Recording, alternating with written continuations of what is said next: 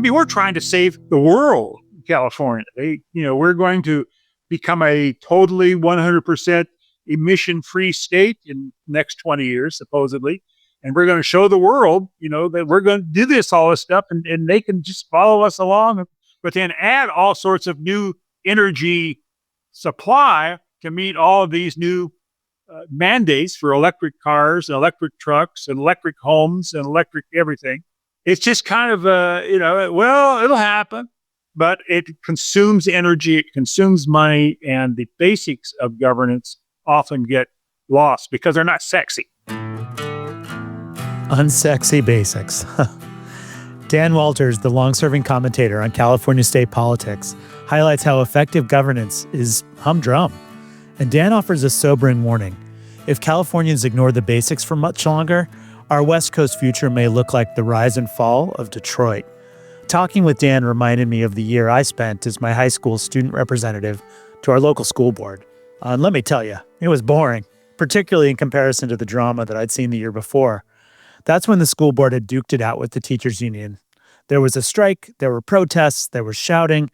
It was catnip to my teenage brain, fueled by watching Dead Poets Society too many times. By contrast, the year that followed was quiet for the school board. And that's where I glimpsed the unsexy work of adults trying to make an important local institution work as well as it could.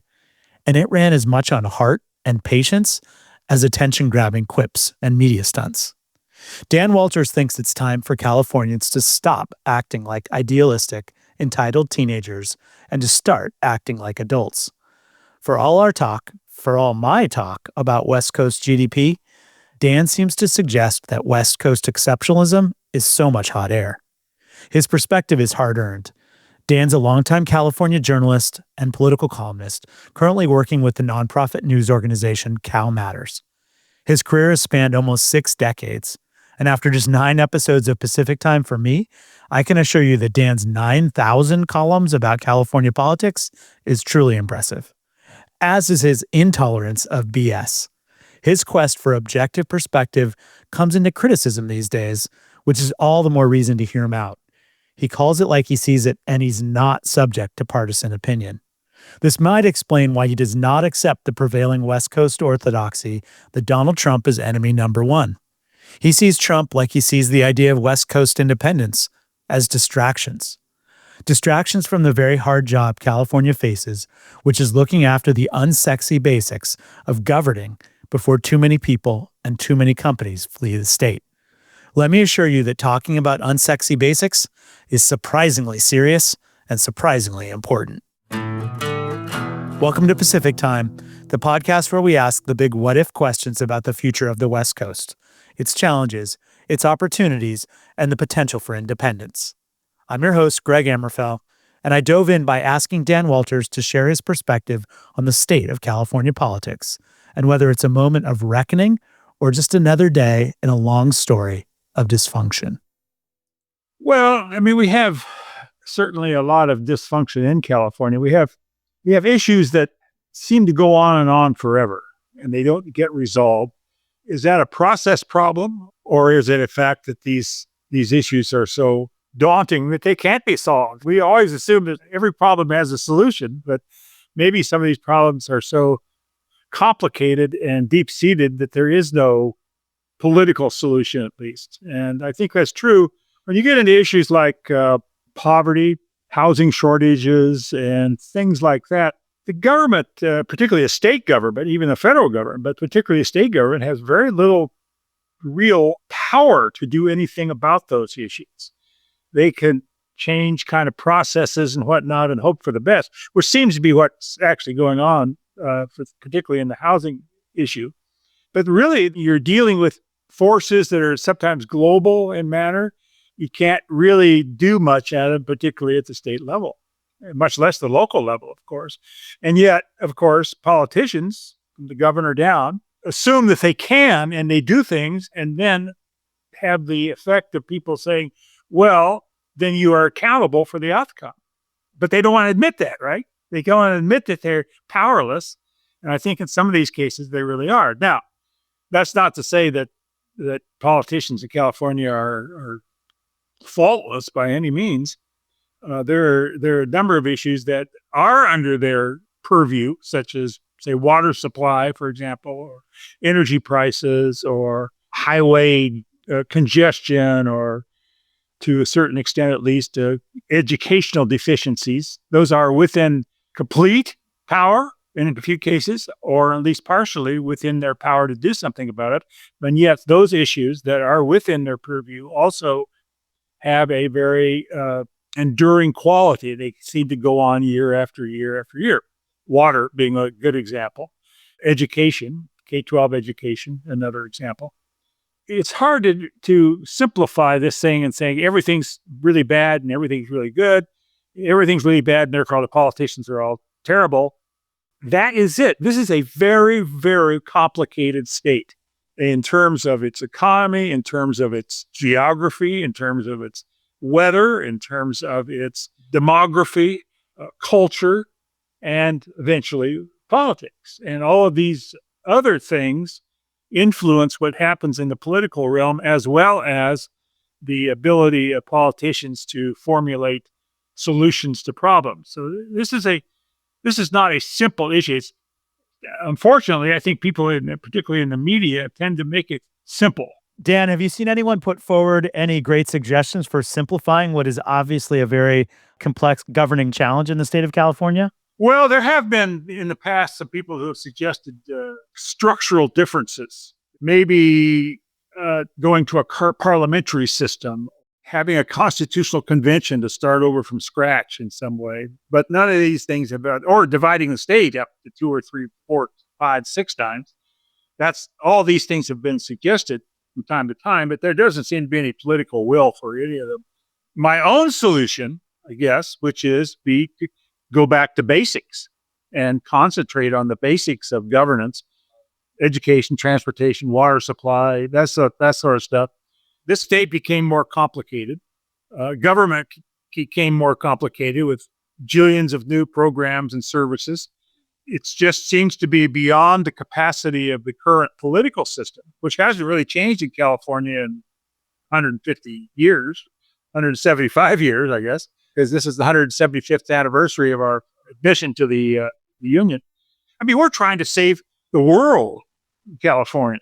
We're going to become a totally 100% emission-free state in the next 20 years, supposedly. And we're going to show the world, that we're going to do all this stuff and they can just follow us along. But then add all sorts of new energy supply to meet all of these new mandates for electric cars and electric trucks and electric homes and electric everything. It's just kind of, it'll happen, but it consumes energy, it consumes money, and the basics of governance often get lost because they're not sexy. Basics of government are not sexy. They don't have any political sex appeal. They don't get you a headline. They don't get you media coverage. They don't get all this stuff. Politicians are like the new stuff. And particularly this particular governor is really addicted to the idea of new things. Got to do new things all the time, new things. So the old things kind of get lost in the shuffle. How would you characterize the contrast between California politics and DC politics right now? Well, there's a huge difference. In DC politics, the two parties are basically 50-50. A little bit this way, a little bit that way, but basically, very small margins in Congress. They're not in a survival mode like the National Party is, but they are in a kind of a figuring out what to do with these majorities, since the majorities aren't always majorities. That's causing all sorts of difficulty because that's kind of going on behind the scenes, unlike a two-party competition in Washington. Then we have this kind of behind-the-scenes competition within the Democratic Party for dominance.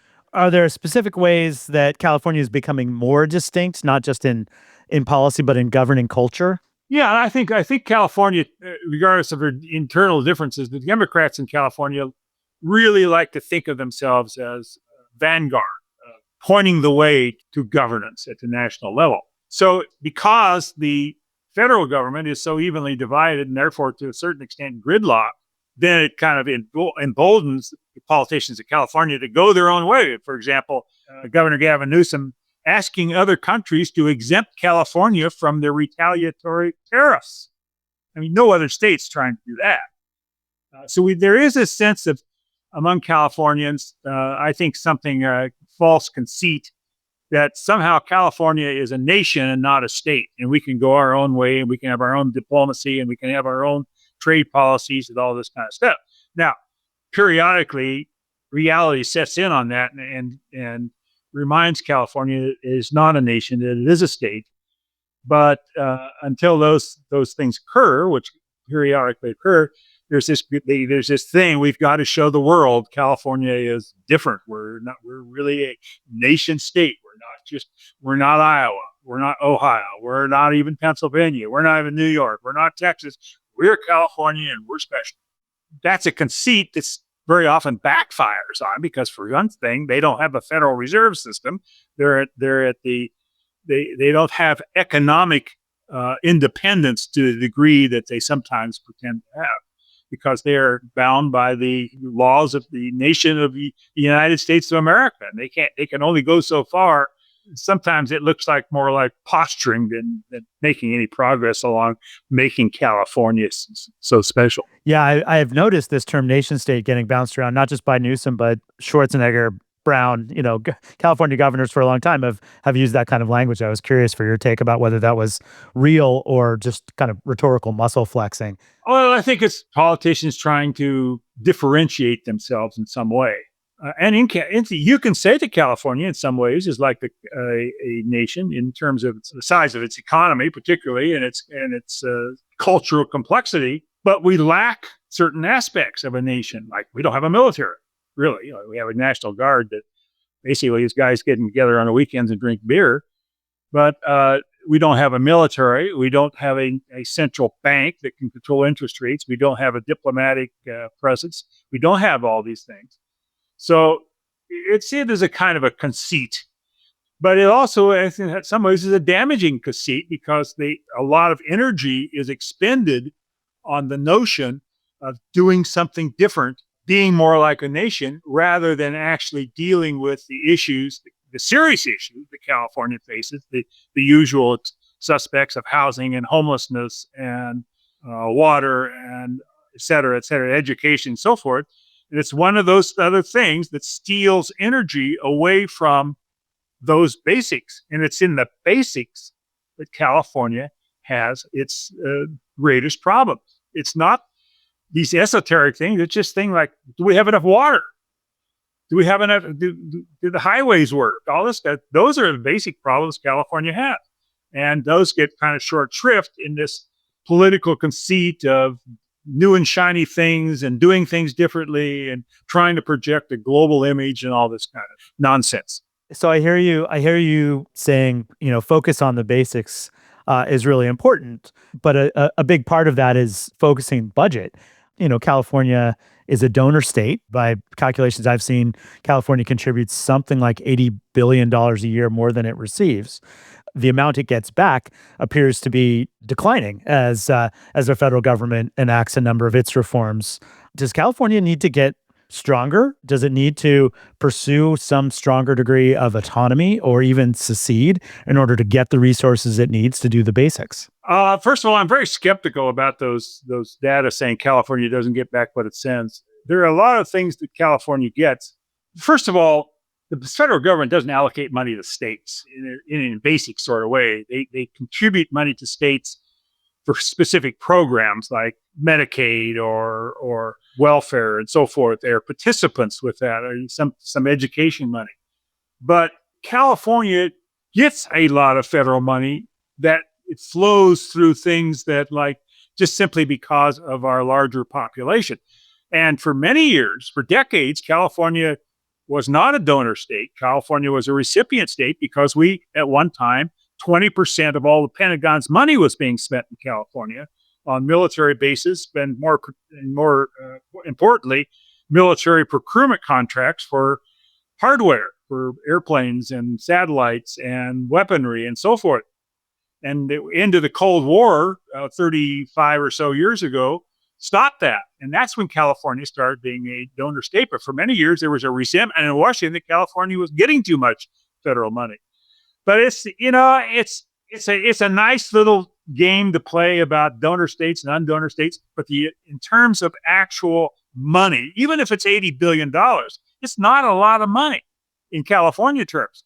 Look at the California economy is somewhere between $3.5 and $4 trillion a year.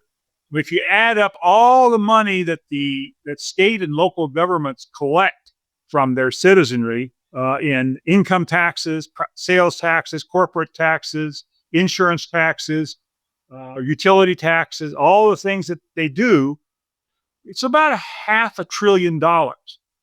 So you have to put this idea of the donor state in some sort of a context. It's not a big thing. It's a convenient thing for politicians to cite now and then, to kind of getting a little jingoistic about it.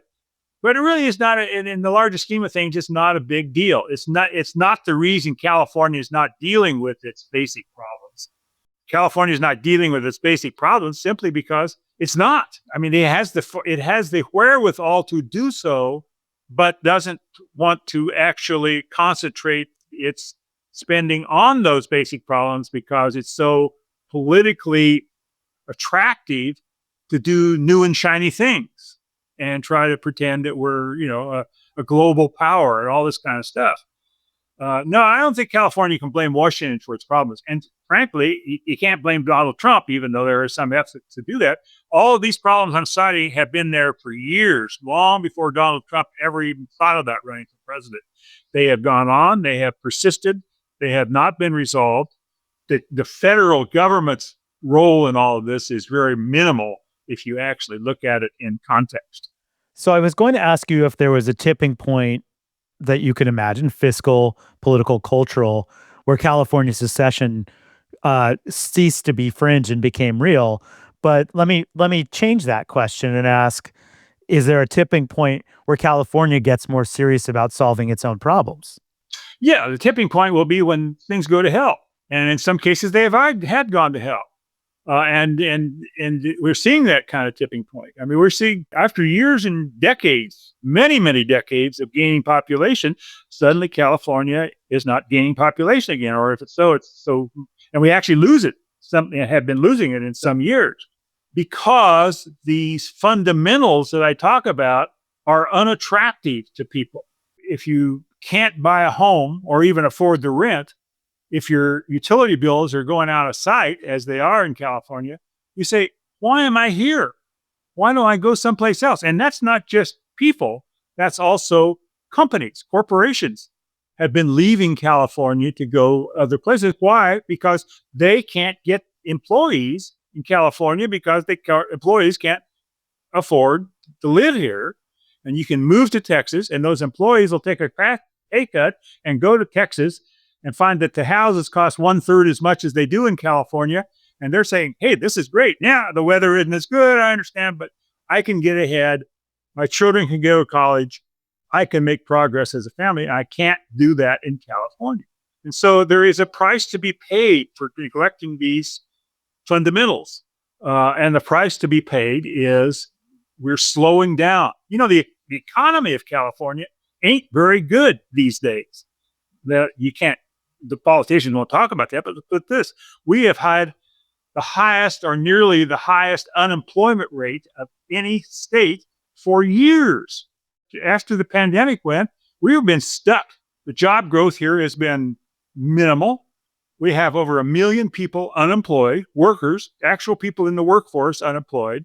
Then when you get into the other deeper data of employment, we're really the only job growth we've seen in recent months in California, this is from the official data, has been government jobs or government-supported jobs, such as healthcare. But the private economy in California is not very good. It really isn't. And Californians are experiencing what people did in other states, inflation, particularly in things, the living costs of housing and utilities. California is not in very good condition. All our major industries are in decline. The movie industry is in decline. The high-tech industry is laying off people like crazy. The agricultural industry is fallowing, in other words, not planting thousands of acres anymore because they have an uncertain water supply. All of these are major elements. Oh, and by the way, the ports, particularly the ports of Los Angeles and Long Beach, are really feeling tremendous competition today from other ports because of the widening of the Suez Canal, because of all sorts of global things.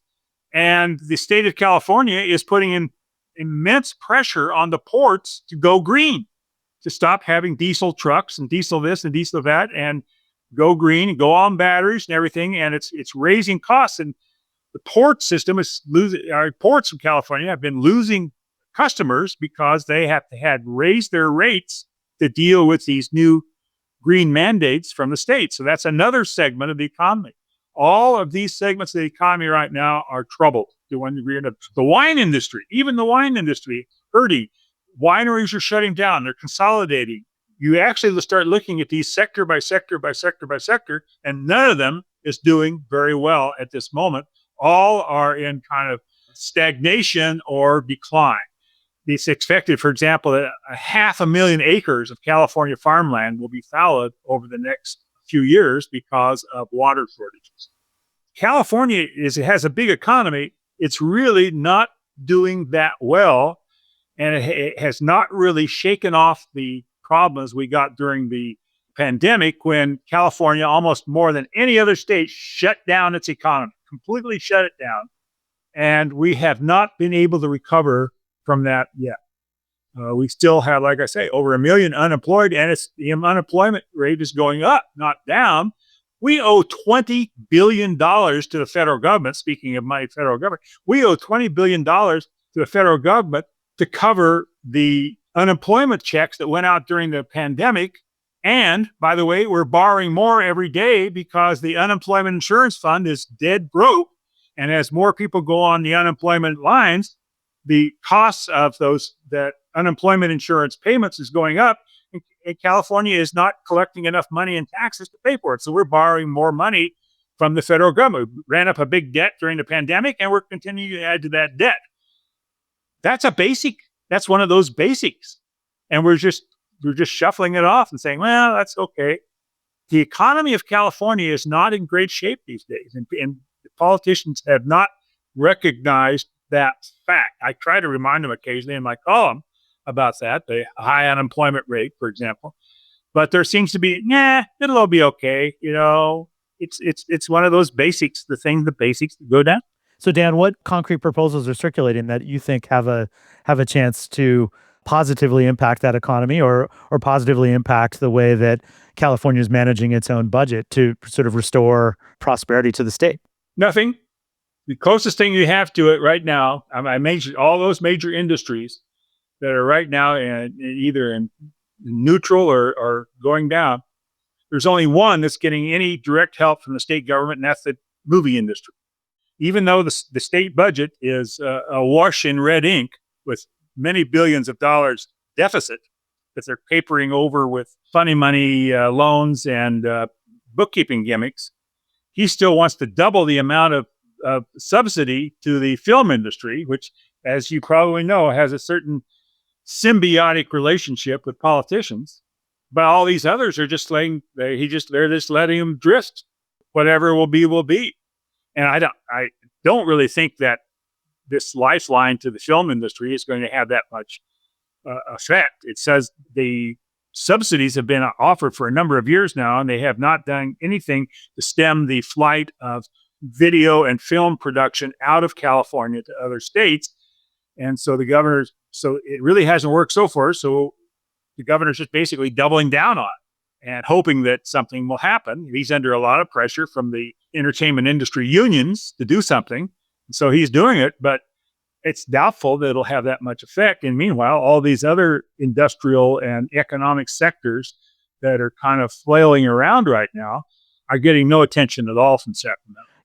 I've been watching closely as Ezra Klein has rolled out his book with Derek Thompson on abundance, and he has a pretty strong critique for his home state of California around bureaucracy and kind of the hurdles in the way of building our way back to prosperity. It sounds like in many ways you're echoing his view, but what's your response to the argument that Klein and his partner are making.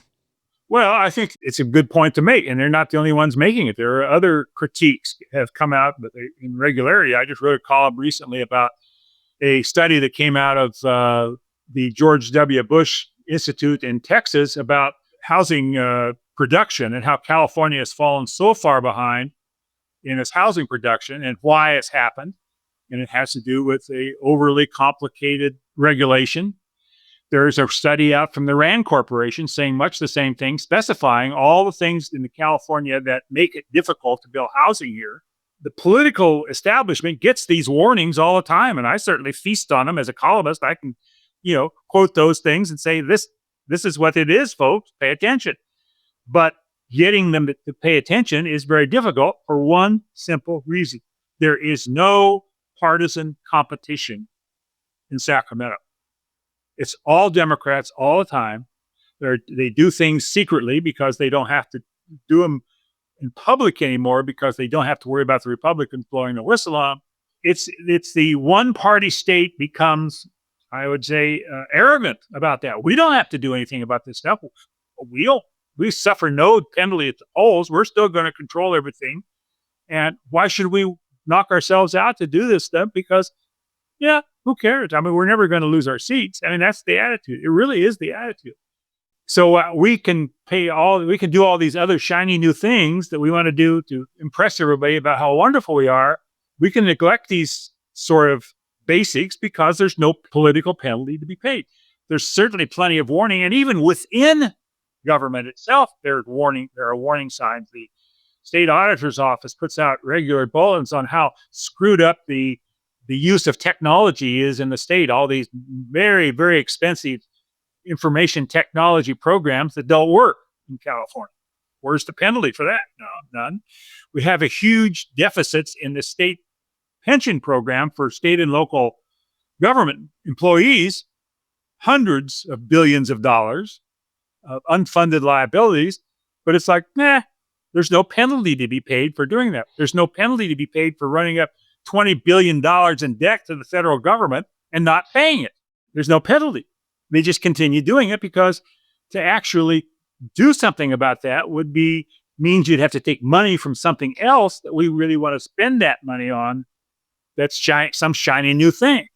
Dan, noting, you may correct my math here, but noting that more humans in California voted for Donald Trump than from any other state, even though Trump has not won an election in California in the last 3 cycles. Noting also that some major figures in the Trump administration, from Elon Musk to Stephen Miller to Stephen Chung, have California roots. What does the MAGA movement and Trump support look like in California right now? Well, he did much better in this last election, that he did 4 years earlier. California has 58 counties, and he won 10 more counties in 2024 than he did in 2020. So he improved his standing. Now, that's a long way from winning the state. It would be interesting if California would adopt the system they have in Nebraska, where you would award electoral votes by congressional district. He would have gotten quite a few votes in California, because if you look at the map in geographic terms, he won most of the state. He didn't get much of the votes, but he won the geographic most of the state. So I would say there is, call it MAGA, Trumpism, whatever, actually has been making some gains in California recently. Now, that California is an awful long way from going for Trump or anybody like Trump. The fact is that there is a little bit of a writing on the wall. And there was actually a little, the governor and several legislative leaders kind of like, well, maybe we ought to think about that. Maybe we what's going on here? That kind of stuff.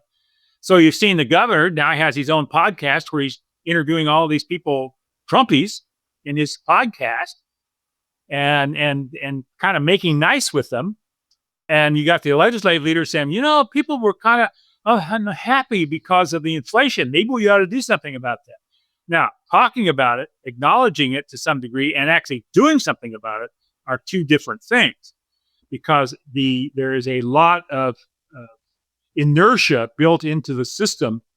It's hard to change its focus in any appreciable way. So there's a kind of a grudging acknowledgement that Trump and the Republicans and MAGA made some inroads in California, it's another thing to actually say, well, what do we need to do about that? Because to do something about that in concrete terms would be difficult given the political reality that Democrats, despite all of that, still are going to control both houses of the legislature, the congressional delegation, all the statewide offices, and so forth, indefinitely, off into the future.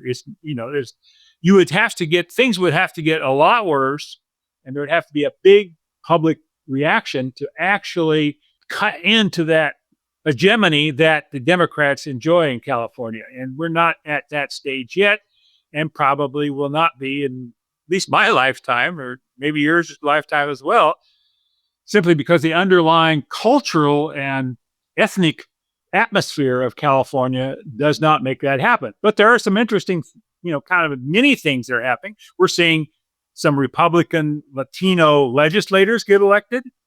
We're seeing some that happen. We're seeing that in these counties where there's large Latino voting blocks, that's the places that Trump made his inroads, places in the Central Valley of California, for example. So there are kind of, hints about that, but nothing has gotten so bad for the Democrats yet that they have to really, really throw in the thing. They would have to start losing some elections, I think, for that to turn around, and that's not likely to happen anytime soon. So 2 questions. First, do you think that we might see factions of the Democratic Party mature? So, people talk about progressives and moderates, and there are probably other ways to think about that. So on one hand, could we see some opposition sort of surface internal to the Democratic Party? And then on the other hand, I've been watching with fascination from afar at the recovery from the LA fires, and it figures like Rick Caruso in LA, who was a Trump supporter and ran, been a Republican in the past, although I think he ran for mayor of LA as a Democrat. Is the public going to respond to figures who operate differently than the Democratic Party has typically? Yes, there is some movement in that direction. You're seeing relative moderates, for example, win in the San Francisco Bay Area, like the new mayor of San Francisco, for example. They've recalled the district attorney, and school board members were far to the left.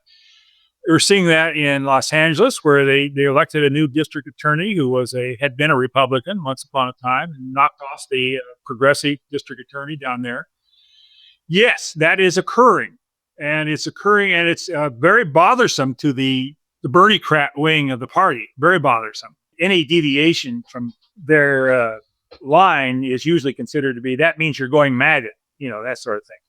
And that's why Bernie is touring the state right now, as a matter of fact. I think he's trying to shore up the left, which has been kind of dispirited lately by losing elections internally, internal Democratic politics seeming to move to the right.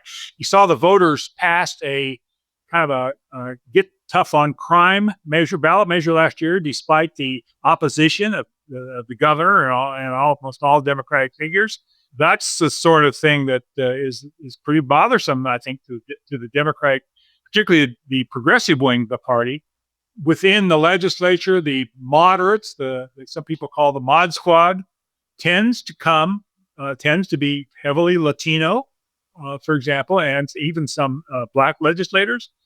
It's the progressives, the hard rock are mostly white. Yes, there is that thing going on based on issues like crime and homelessness that are running counter to the progressive wing of the party, and they're not happy about it, and they're being very unhappy about it. It also, I think, has limits. It can only go so far, probably. Mostly, I think it's going to be more felt at the local level. It's going to be seen in the legislature. In state politics, it's going to be more at the local level. And it's very definitely visible at the local level, particularly in the San Francisco Bay Area. But it's not a real strong move to the right. It's kind of a marginal move to the right. And you've seen that with the governor. The governor is being kind of, he was elected on all of his very progressive promises, like single payer health care and all that kind of stuff. And now he's kind of edging over to the right, going in his first podcast saying he disliked the idea of transsexual women playing in women politics. That was a big thing. I mean, that was a kind of a wake up in some respect. The left really was taken aback by that. I think he's just trying to move in a way that might make him more acceptable as a presidential candidate in the future, although he denies such ambitions.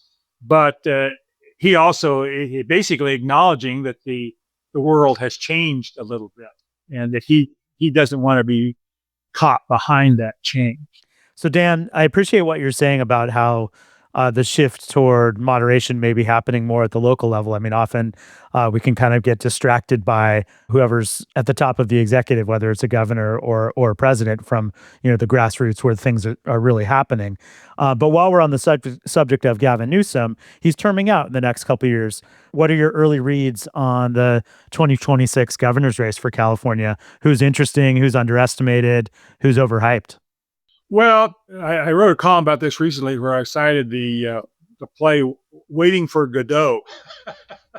That's what's going on in California right now. Godot is Kamala Harris. We're waiting for Kamala Harris to decide whether she's going to run for governor in 2026 or try to do a repeat for president in 2028 on the assumption, and I think it's an accurate assumption, she can't do both.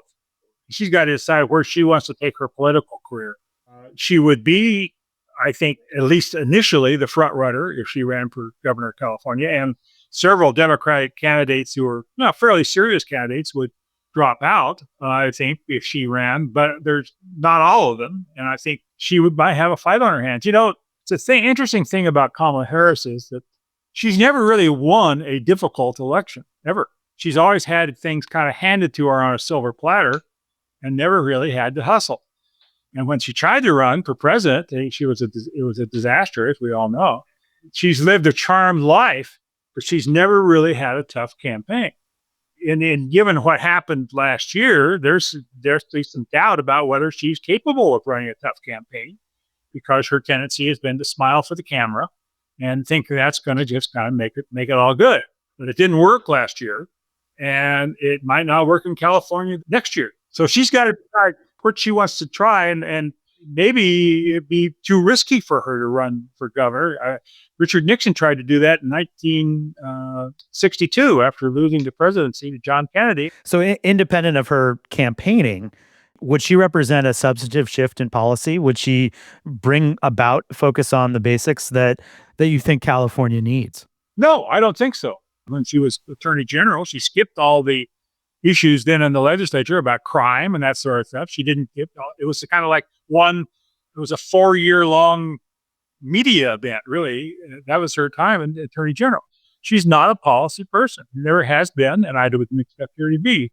The New York Times did an extensive story on her recently about her chances of running for governor and so forth.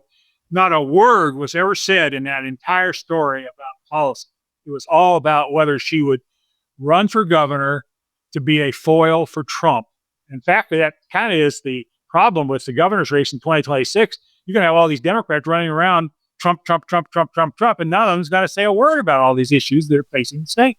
So who would you look to, Dan, that could bring the kind of focus to policy matters that California needs? Well, among those who have declared for governor, or at least an interest in governor, I think Antonio Villaraigosa, the former mayor of Los Angeles, might do that. He's kind of positioning himself as a moderate, or unions hating, which makes him a moderate in California.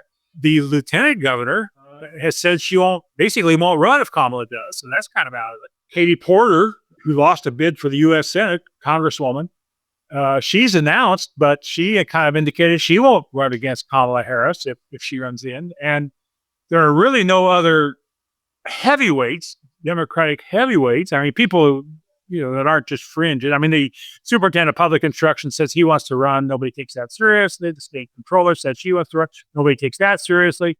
I hope it focuses on some issues rather than just a Trump, Trump, Trump all the time. But it's hard if the campaign strategists say the way to get the Democratic Party behind you is to go Trump, Trump, Trump. Then they'll probably go Trump, Trump, Trump. I don't see any of them outwardly really doing much about some of these issues that basic, with the exception, I think, a little exception of Antonio Villaraigosa.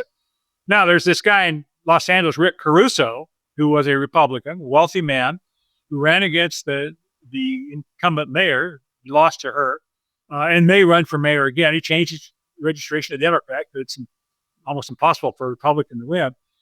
He might wind up running for governor. I think that's a possibility. He's taken a very visible role in the reaction to the Los Angeles fires. He has a pretty good reputation for being issue oriented. That's a possibility, I guess. But I tell you frankly, I'm not very sanguine about the possibilities that a governor will come along and really try to deal with those issues. Now, 2 governors ago, Jerry Brown did that. He actually was very engaged in some very serious issues. He didn't solve all the problems, certainly, but he was engaged in some very serious, unsexy issues like balancing the budget, like doing something about the workers' compensation program. I mean, who deals with that, right? That's about as unsexy as you can get. Advance some stuff on water and whatnot, trying to erase the image he had from his first governorship of being Governor Moonbeam. Arnold Schwarzenegger tried to be issue-oriented, but he simply did not have the knowledge and the political skills to pull it off. So Dan, let me land on one last question here. I mean, this is a podcast that's about West Coast independence. The fun part of that inquiry is asking, what if the West Coast could start from scratch? What would we do? You've highlighted so many issues, starting with the shrinking middle class in California. What could California do to protect the middle class and to secure its future? Get back to basics. Deal with the things that are driving people to either leave the state or their children to leave the state or something. It's real simple. Housing, utility bills, water, congested roads, the basics. The basics that California did right once upon a time and prospered. And it's the basics that are falling behind now. And California is feeling the negative influences, the negative outfall of those kind of things. They got to get back to basics. Stop trying to reinvent the wheel. Stop trying to save the world. Just do the stuff that bothers people the most. Crime, housing, homelessness, water, transportation, education. Do the basics. Not sexy. The state would be better off if we would at least make some progress on those issues rather than just ignoring them and allowing them to fester year after year after year after year. And I'll tell you, if these segments of the economy that are now sluggish, and I listed them before, they're the 4 or 5 most important things in California's economy, except for healthcare, which is the largest single thing in California's economy. If they actually continue down the path that they're going, we're going to lose it. Like one time when I give speeches, sometimes I point out that if you go back in America 100 years, the Silicon Valley of its time was Detroit.